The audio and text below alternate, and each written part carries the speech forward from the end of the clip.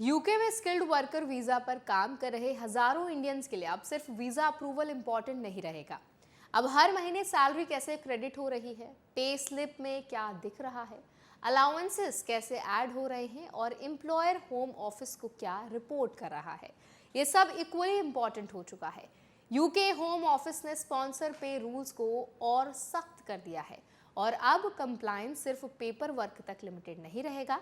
आज इस वीडियो में हम समझेंगे नए सैलरी रिपोर्टिंग रूल्स क्या कहते हैं, एम्प्लॉयर्स को अब कौन कौन से रिकॉर्ड्स मेंटेन करने होंगे, HMRC डेटा क्रॉस चेक कैसे करेगा, इंडियन वर्कर्स को किन चीज़ों पर खुद नज़र रखनी चाहिए और छोटी गलती भी वीज़ा स्पॉन्सरशिप को कैसे इम्पैक्ट कर सकती है। तो चलिए फिर जल्दी से वीडियो को शुरू करते हैं। हाय, मेरा नाम है वर्षा दुबे और आप मुझे देख रहे हैं NBT टेक एड पर। नए गाइडेंस के मुताबिक स्किल्ड वर्कर स्पॉन्सर लाइसेंस रखने वाली कंपनीज को अब से साबित करना होगा कि स्पॉन्सर्ड वर्कर को हर सैलरी पीरियड में रिक्वायर्ड मिनिमम सैलरी मिल रही है, यानी सिर्फ एनुअल पैकेज दिखाना ही काफी नहीं होगा।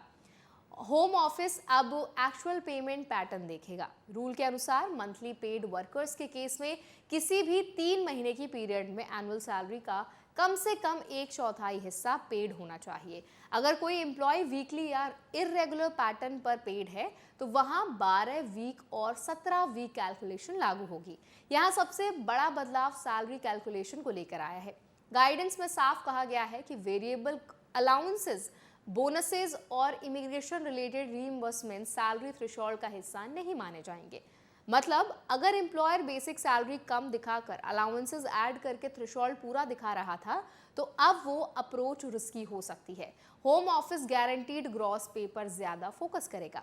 इसका सीधा असर हेल्थ केयर, हॉस्पिटैलिटी और रिटेल सेक्टर्स पर ज्यादा पड़ सकता है, क्योंकि इन सेक्टर्स में शिफ्ट बेस्ड पेमेंट्स और फ्लक्चुएटिंग सैलरी पैटर्न्स कॉमन है। अगर अनपेड रेस्ट वीक्स या इरेगुलर शिफ्ट्स की वजह से सैलरी टेम्पररी नीचे चली जाती है तो एम्प्लॉयर को पे स्ट्रक्चर स्मूथ करना होगा या फिर होम ऑफिस को चेंज ऑफ सर्कमस्टांस नोटिफिकेशन देना पड़ सकता है। अब सबसे इंपॉर्टेंट पार्ट समझिए।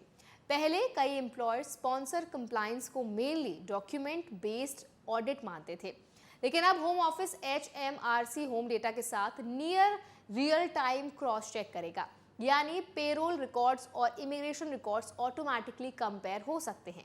अगर सैलरी मिसमैच दिखा तो इवन एक्सीडेंटल ब्रीच भी स्पॉन्सर लाइसेंस रिवोकेशन का रीजन बन सकता है। यहाँ इंटेंट प्रूफ होना जरूरी नहीं बताया गया।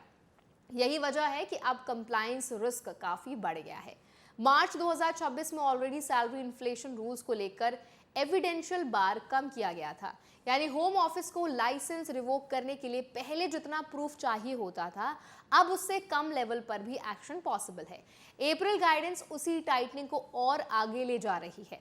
अब सवाल यह है कि इसका असर इंडियन वर्कर्स पर प्रैक्टिकली कैसे पड़ेगा। सबसे पहले अगर आप यूके में स्किल्ड वर्कर वीजा पर हैं तो सिर्फ वीजा अप्रूवल लेटर देखकर रिलैक्स नहीं होना चाहिए।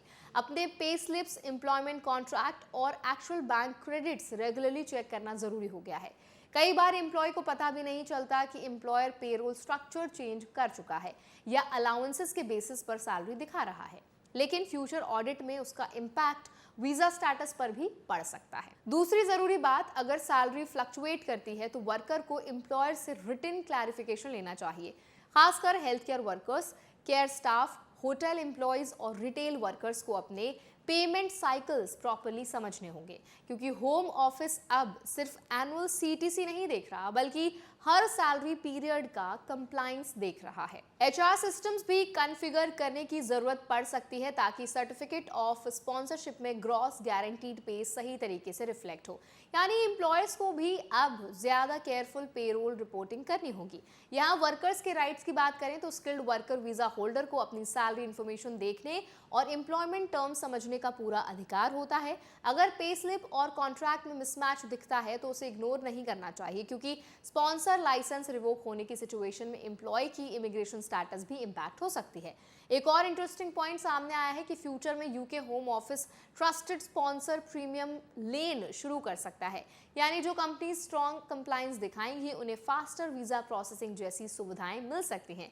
इसका मतलब आने वाले समय में क्लीन पेरोल रिकॉर्ड्स और स्ट्रिक्ट रिपोर्टिंग इंटरनेशनल हायरिंग का बड़ा फैक्टर बनने वाला है। तो आई होप ये वीडियो आपके लिए हेल्पफुल रहा होगा। अगर वीडियो आपको पसंद आया हो तो उसको लाइक करें, शेयर करें। ऐसे और वीडियोस के लिए, अपडेट्स के लिए हमारे चैनल NBD Tech Ed को भी जरूर सब्सक्राइब करें।